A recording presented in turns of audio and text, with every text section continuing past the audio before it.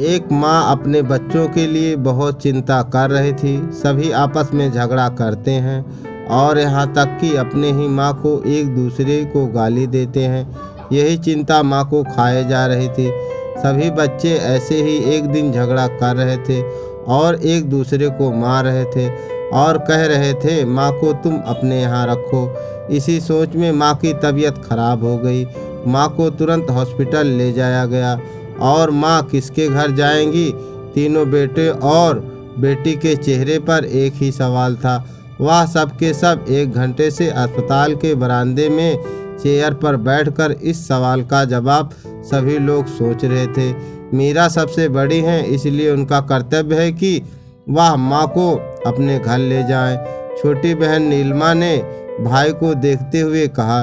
बड़े भाई ने एक नज़र अपनी पत्नी की ओर देखा और कहा, मुझे पता है कि यह मेरा कर्तव्य है कि मैं माँ को अपने घर ले जाऊं, लेकिन तुम तो जानती हो मैं और मेरी पत्नी हम दोनों जॉब करते हैं और माँ के देखभाल के लिए सारा दिन किसी न किसी को तो रहना ही होगा, जो हम नहीं कर सकते। लेकिन बहन, तुम तो सारा दिन अपने घर में ही रहती हो। मेरे ख्याल से तुम माँ को हमसे ज़्यादा ख्याल रख पाओगी। पैसों की चिंता मत करना, जितने पैसे लगेंगे मैं देने के लिए तैयार हूँ। भाई राजेश ने पैसों पर जोर देते हुए मीरा से कहा, भैया, मेरी तो बड़ी ख्वाहिश है कि मैं माँ का खूब ख्याल रखूँ, उनकी सेवा करूँ, लेकिन आप मेरे ससुराल वालों को तो जानते हो ना, मुझे यह बर्दाश्त नहीं होगा कि कोई मेरे भाइयों को बुरा भला कहे।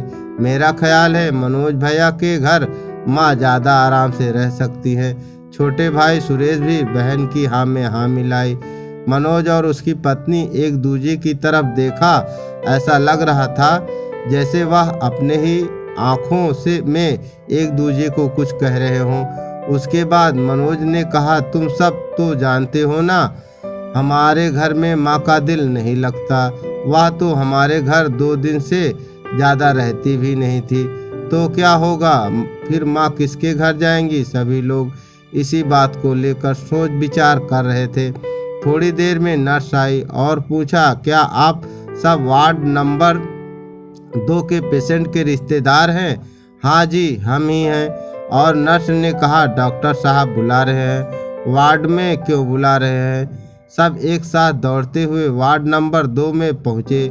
आई एम सॉरी, हम आपकी माता को नहीं बचा सके, डॉक्टर राजेश के कंधे पर हाथ रखते हुए कहा। सबके चेहरे पर उदासी तो थी, लेकिन शायद दिल के किसी कोने में खुशी भी थी कि अब उन्हें अपनी माँ की सेवा नहीं करनी पड़ेगी और न ही माँ को किसी के घर जाना पड़ेगा। यही हमारे समाज की कड़वी सच्चाई है कि अकेले माता पिता 10 बच्चों को पाल सकते हैं, लेकिन 10 बच्चे मिलकर माता पिता को नहीं संभाल सकते। और कई माताएं अपने जीवन के अंतिम क्षण बुढ़ापे में सड़कों पर रोजी रोटी कमाने में बिताती हैं। कृपया और अपने माता पिता से प्यार करें और जितना हो सके उनकी सेवा करें, तो आपके बच्चे भी सहारा बनेंगे। एक कहावत है, लगाया पेड़ बबूल का तो आम कहाँ से होए। माता पिता का सेवा करना छोड़ दिया, फिर बाद में पछताए कुछ ना होए। कहानी आपको पसंद आई होगी। इस कहानी पर आपकी क्या राय है, हमें कमेंट करके ज़रूर बताएं।